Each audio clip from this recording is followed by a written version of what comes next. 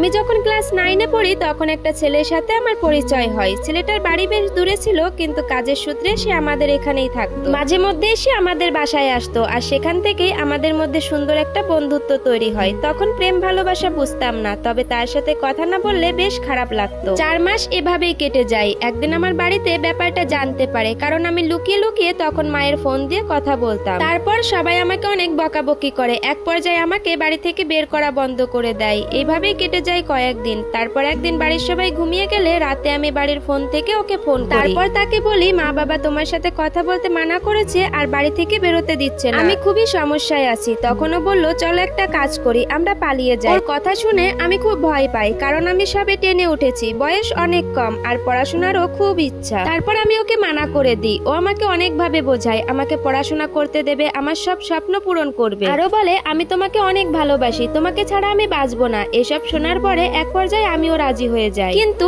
ওর পরিচয় কি, ওর বাড়ি কোথায়, এগুলো আমি তখনও ভালোভাবে জানতাম না। যাই হোক, সকাল হতেই পরের দিন আমি ওর সাথে পালিয়ে যাই। তারপর বিয়ে করি। বিয়ের পর কিছুদিন আমরা ভাড়ার বাড়িতে থাকি। আমার মা বাবা আমাদেরকে মেনে নেয়। এভাবেই কেটে যায় 15 দিন, কিন্তু এখন আমাকে ওর বাড়িতে নিতে রাজি না। তারপর এক পর্যায়ে আমি ওর সাথে জোরাজোরি শুরু করি যে আমি আর ভাড়ার বাড়িতে থাকবো না, আমাকে তোমার বাড়িতে নিয়ে চলো। তারপর আমার জোরাজোরিতে ওর বাড়িতে নিয়ে যায়, কিন্তু ওর বাড়িতে যাওয়ার পর শুনি ও নাকি আমার আগে আরো 2টো বিয়ে করেছে। প্রথম বউ 2 দিনের সংসার করেছে আর দ্বিতীয় বউ 5 বছর। আমি যখন ওর বাড়িতে যাই তখন ওই বউটা ওখানেই ছিল। এইসব শোনার পর আমি কি করব বুঝে উঠতে পারছিলাম না। ওর ওই বউটা ওকে ডিভোর্স দিতে চাই। বউটা অনেক ভালো ছিল, ওর একটাই সমস্যা ছিল, 5 বছরেও একটা সন্তান দিতে পারেনি, বাচ্চা হয়নি, তাই আমাকে বিয়ে করেছে। এইসব শোনার পর মনে হচ্ছিল ওখান থেকে চলে আসি, কিন্তু নিজের ইচ্ছায় বিয়ে করেছি। আর এইসব বিষয়গুলো যদি আমার মা বাবা জানতে পারে তাহলে তারা শেষ হয়ে যাবে। তারপর ওদের ডিভোর্স হলো, আর এরপর থেকেই শাশুড়ি শুরু করলো আমার উপর অমানবিক অত্যাচার। আমি ছিলাম আমার মা বাবার একমাত্র মেয়ে, খুব আদরের। ওই বাড়িতে আমাকে কখনো কোনো কাজ করতে হয়নি, আর এখানে কাজের একটু ভুল হলেই আমাকে মারধর করতো, খেতে দিত না। আর এগুলো দেখার পরেও আমার স্বামী কিছুই বলতো না। একদিন তো একটা চায়ের কাপ ভেঙে ফেলেছিলাম বলে গরম চা দিয়ে আমার হাত পুড়িয়ে দিয়েছিল।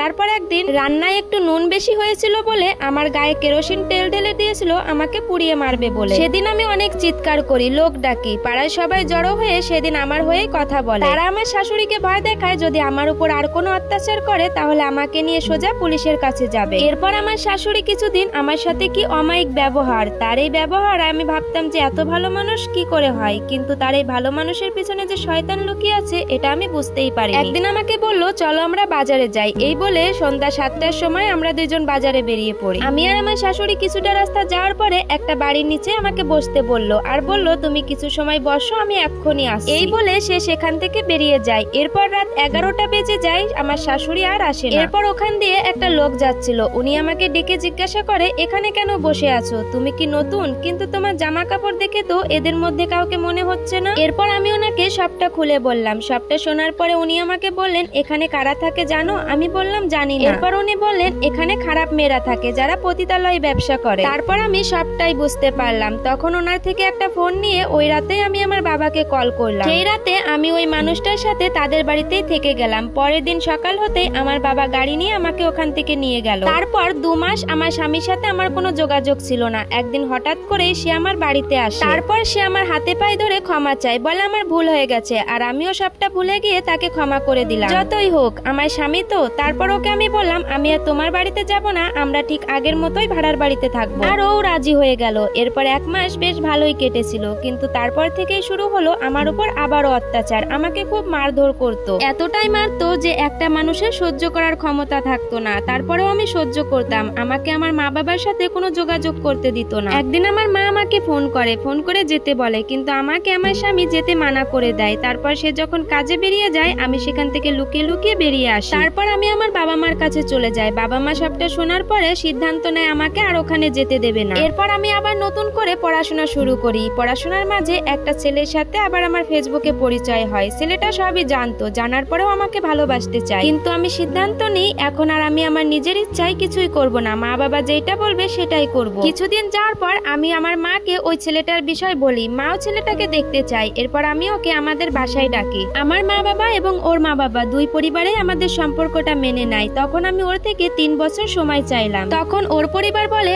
এতটা সময় দিতে পারবে না, 2 বছরের মধ্যে আমাদের বিয়েটা করতে হবে। এরপর আমাদের বিয়ে হলো। বিয়ের 2 মাস পরে আমি প্রেগনেন্ট হই। এখন আমার একটা মেয়ে বাবু আছে। আমার মেয়ের বয়স এই 2 বছর 6 মাস। আমার স্বামী অনেক ভালো মনের একটা মানুষ। সত্যি ভাগ্য করে এমন একটা মানুষ পেয়েছি। আমার স্বামী যে এত ভালো তার তুলনা হয় না। একটা বারের জন্য হলেও আমার গায়ে হাত তোলেনি, আমাকে কোনো কষ্ট দেয়নি। এখন যদি বলেন হাজারে একটা মানুষ সুখী, তাহলে আমি বলবো সেই মানুষটা আমি। আমার স্বামী আমাকে সবসময় ভালোবেসে আগলে রাখে। এখন আমি অনেক সুখী। কথায় আছে না, শেষ ভালো যার সব ভালো তার। সত্যি আমার স্বামীর মতো একটা ভালো মানুষ হয় না। ও আমাকে ছাড়া কিছুই বোঝে না, আমাকে অনেক ভালোবাসে। আর হ্যাঁ আপু, আমি চাই আমার স্বামীর নামটা আপনি এখানে বলেন, কারণ আমি চাই আমার স্বামীর মতো একজন ভালো মানুষের নাম সবাই শুনুক। আমার স্বামীর নাম টিঙ্কু। আপনারা সবাই আমার জন্য দোয়া করবেন, আমরা যেন এভাবেই ভালোবাসার মধ্য দিয়ে আমাদের জীবনটা পার করতে পারি। আর এই সম্পূর্ণ স্টোরিটা মাম্পি নামের একটা আপুর লাইফ থেকে নেওয়া।